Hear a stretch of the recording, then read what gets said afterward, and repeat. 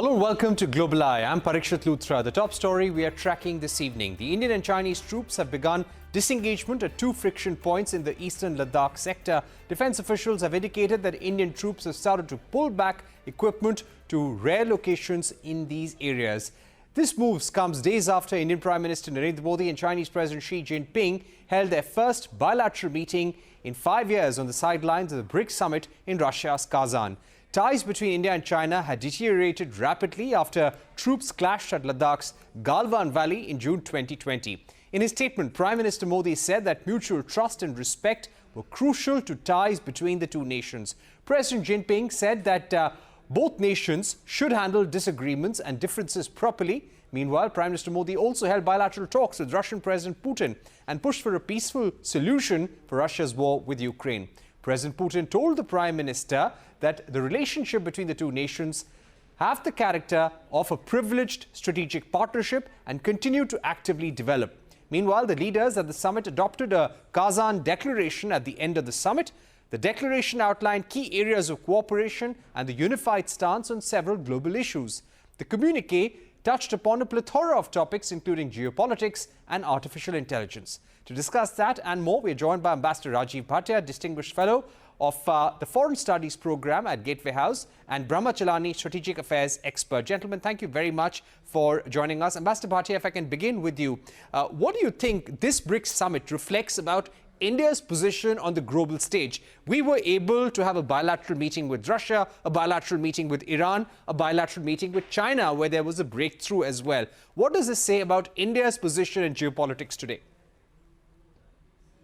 I think it is no exaggeration to say that India is enjoying what in golf terms is called a sweet spot in the geopolitical dynamics today. India's valid claim to be the bridge between East and West and between North and South stands very clearly showcased in recent international conferences, climaxing in BRICS summit. We can say that there was a certain degree of burden we were carrying since 2020 as our relations with China went under serious stress. And now there is a beginning in terms of reducing that stress as well. So in short, India is in a good position, not only from the geopolitical angle, but I think in terms of showing leadership to BRICS so that it becomes even a more effective plurilateral body in the years to come. Right. Brahma Chellaney, this was the 16th BRICS summit that took place, and this time it was in Russia. How do you think this BRICS summit sent a message to the G7? And also, what was India's message to Canada, with whom our relations have been deteriorating? You have been writing how the BRICS has actually emerged as a very strong alternative to the G7. It has become an alternative to the G7. In fact, it dwarfs the G7 in demographic and economic terms.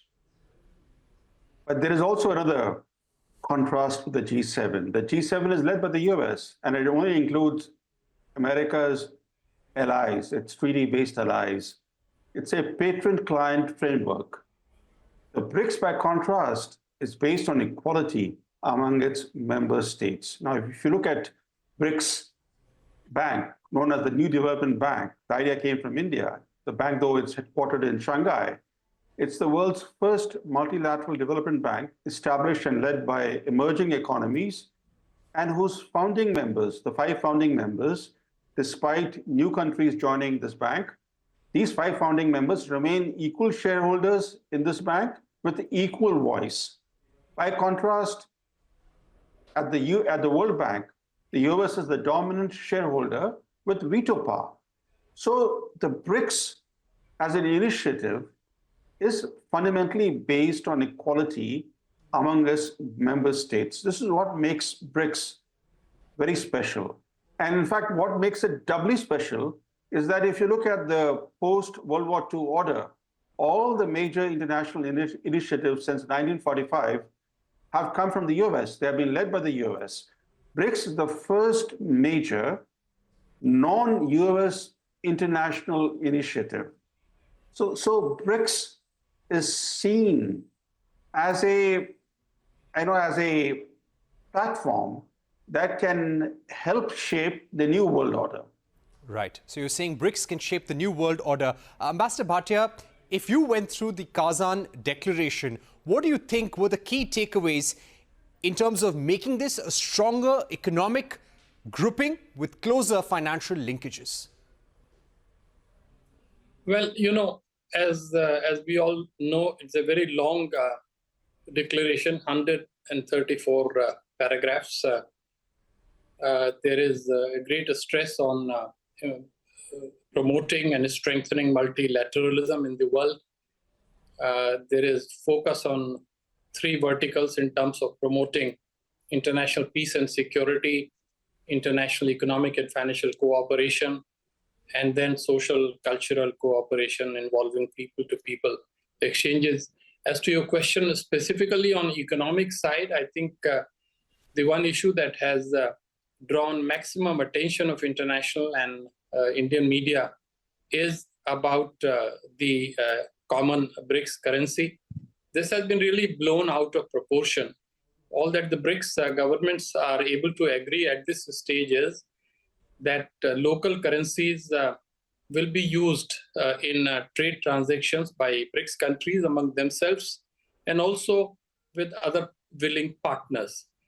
Beyond this, the leaders have decided the issue requires further investigation, research, and study by the finance ministries of BRICS, and therefore any progress in that direction will have to be awaited in the months or years to come.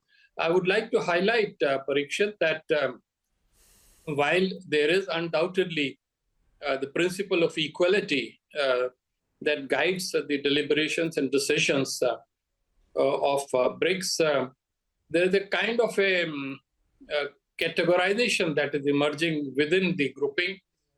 First of all, there are 5 founding members, although BRICS began as BRIC when there were only 4 members, but let us say 5 members, including South Africa. Then there are 5 other new members which came in after the decision last year at the Johannesburg summit. And now there is the 3rd category, which is the partner countries.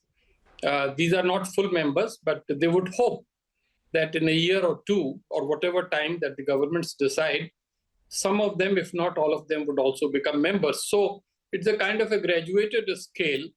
And yet at the same time, the founding members enjoy a special position. And the Indian view is that the views of the founding members must be respected and decision must be taken through consensus. Right. You're absolutely right. It saw participation from 36 nations as well as the UN Secretary General. Brahma Chellaney, coming specifically to the question of China, there was a breakthrough achieved before the 2 leaders sat down. Finally, the shaking of hands has led to the disengagement process beginning. In fact, army sources saying that it began as of Tuesday. It's expected to be completed in Depsang and Depchok. The remaining friction points in eastern Ladakh, and all of this will be done by the 28th or 29th of October. How do you see movement in this direction? Are we now looking at a real breakthrough in the border tensions which began in June 2020? I think these efforts toward rapprochement between China and India carry global significance because China and India make up 1/3 of the global population. So any improvement in relations between these 2 giants will have global ramifications. Having said that, the process to end the military standoffs along the Himalayan frontier, that process will be a lengthy process. Right now, we are focusing on eastern Ladakh. In fact, we are focusing only on 2 areas, Depsang and Demchok. There are also other areas where buffer zones were created earlier. Those buffer zones were created largely on Indian territory. We don't know what will happen in the months and years to come because these buffer zones were temporary in nature, but they have remained in place indefinitely.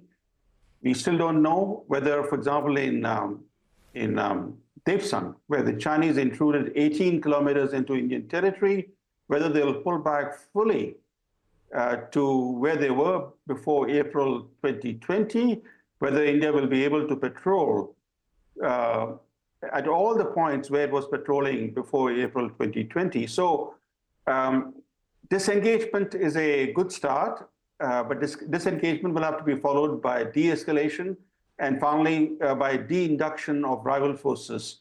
De-induction of rival forces will be quite a difficult process because China has changed facts on the ground. It has built permanent new military infrastructure all along the Himalayan frontier. That infrastructure will remain in place.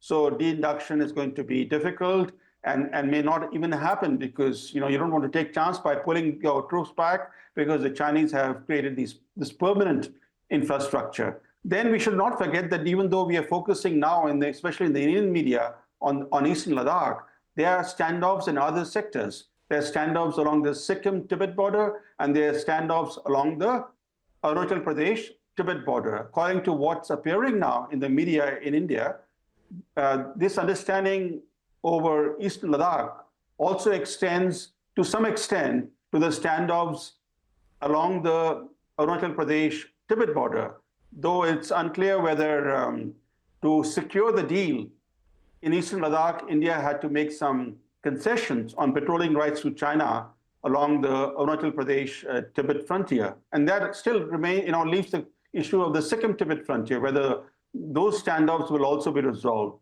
The point that I'm trying to make is that it's going to be a lengthy process. This kind of hype that we're seeing in the media is a bit misplaced because the last time there was a disengagement agreement between India and China happened in 2017 after a 73-day standoff on the Doklam Plateau, and that disengagement didn't go well. The Chinese pretended they were disengaging, they withdrew, then they came back. They began building permanent infrastructure, and within 3 or 4 months, they occupied almost the entire plateau of Doklam. So I hope that this process now will be more fruitful and more positive, but we should be very cautious. Right, we should be very cautious. We'd like to thank our guests for joining us, Ambassador Rajiv Bhatia and Brahma Chellaney. Of course, there was a lot of conversation in the recent days in the media that it was the Indian industry which was nudging the Indian government to have some sort of breakthrough and revival of ties with China. But let's see what happens in the days to come. Thank you very much, gentlemen, for being with us on the program. On that note, we are taking a short break here on Global Eye. When we return, we will focus on the latest polls emerging from the United States on the race between Kamala Harris and Donald Trump. We'll be right back.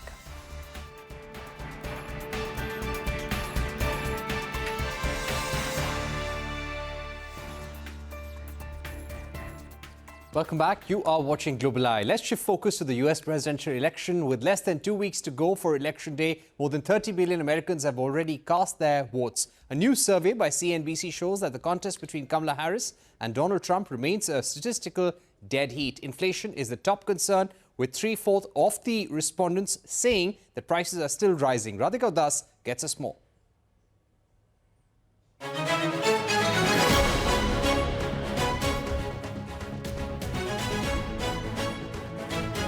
Does she drink? Is she on drugs? Donald Trump is increasingly unhinged and unstable. There are 15 different elements of policy that she changed. He is only focused on himself. We will make America great again. And America is ready to chart a new way forward.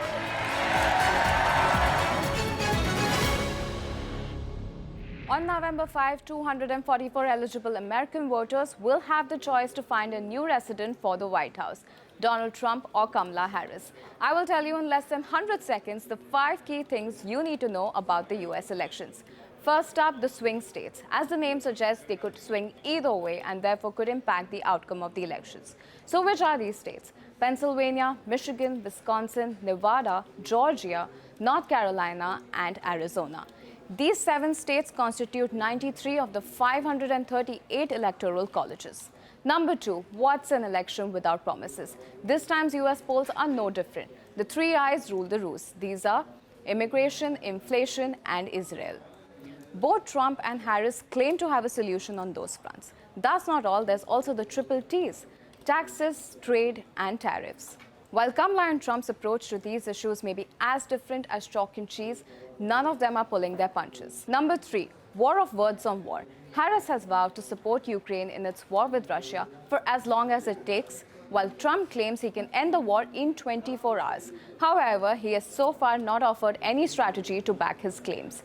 Harris has emphasized the two-state formula as a solution for the Israel-Palestine conflict, while Trump has firmly backed Israel on the war. Number 4, trade policies.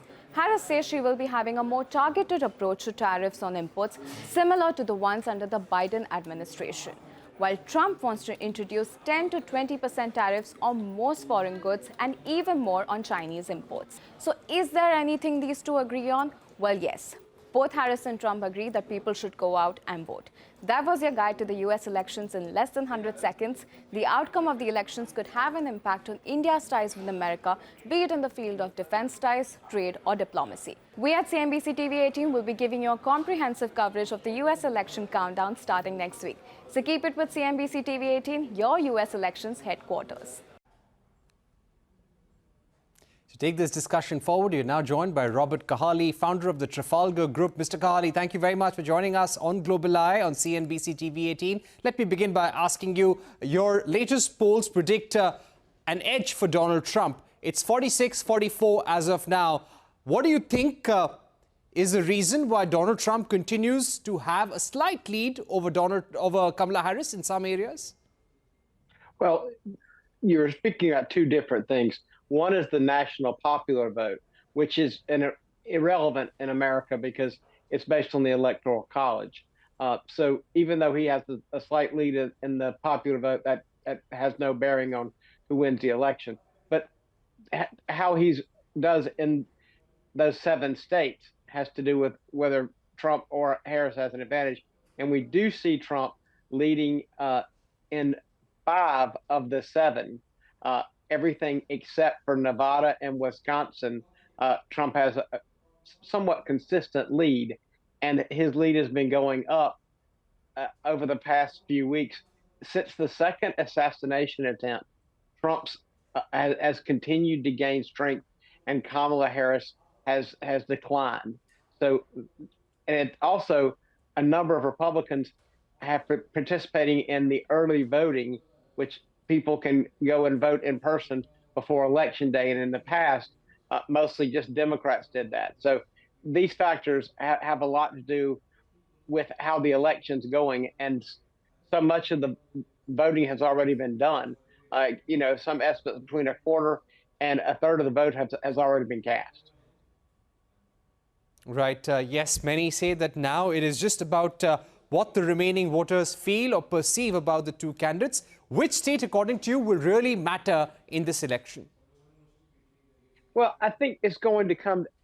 I mean, Pennsylvania is kind of the state that if Trump continues to do what he has done there and demonstrate the kind of lead he's had there, it becomes virtually impossible for Harris to win if she loses Pennsylvania. Trump has a path without Pennsylvania, but she really doesn't. Trump could win all of the what's called the Sun Belt, Georgia, North Carolina, Arizona, and Nevada, and then he would just have to win like one of the other states. He could win Michigan instead of Pennsylvania. But Harris desperately needs for the way that she would need to definitely win Pennsylvania to have the kind of shot she needs. So it's going to be very right.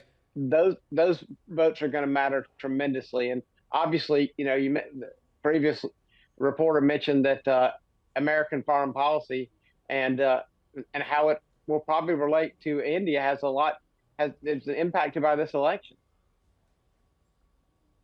You're absolutely right. The world is watching, and India is watching out this election very closely. The next question that I would also like to ask you is about the voter base, the key voter base that Donald Trump had at the end of the election in 2020, even though he lost, has he retained that voter base or has that voter base shrunk?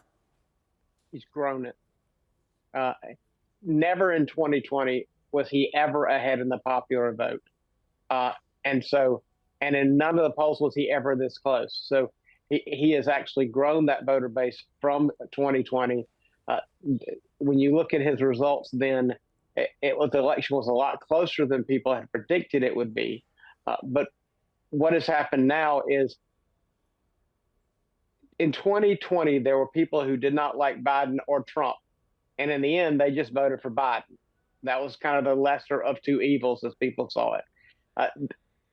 Now, more than half of those people who didn't like either candidate who voted for Biden, who had previously voted for Trump, have expressed a lot of remorse and have come back on board with Trump. If you look at Trump's numbers, even when you consider the popular votes, he was never, there were no polls that would have had him, over 45, 46% of the vote. And quite a few of the polls have him right at 50 already with the ones that don't have a high undecided. The CNBC poll had a relatively high undecided, but the ones that have lower undecideds have him over 50. Right. Now, if you were to explain to our viewers what truly counts from now till the 5th of November and what could really change things for the candidates, are there any issues which really matter on the ground in these remaining 14 to 15 days? Yeah, I mean, certainly there are. We could always have, some sort of a certainly, God forbid, a terrorist incident. So depending upon how Israel responds to Iran can have a significant effect on the election.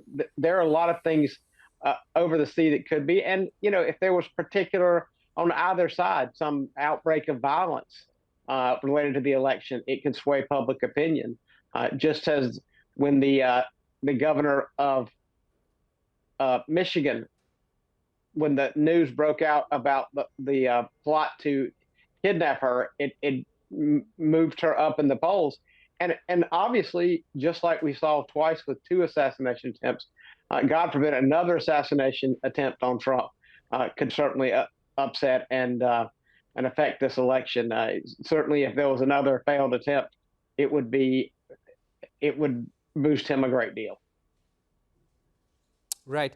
What do you think has been the deciding factor, considering that most of America has already voted? If there were 2 or 3 issues, if you had to list out briefly for our viewers, which have really counted in this election campaign and which will finally decide who wins the ballot, what would those be?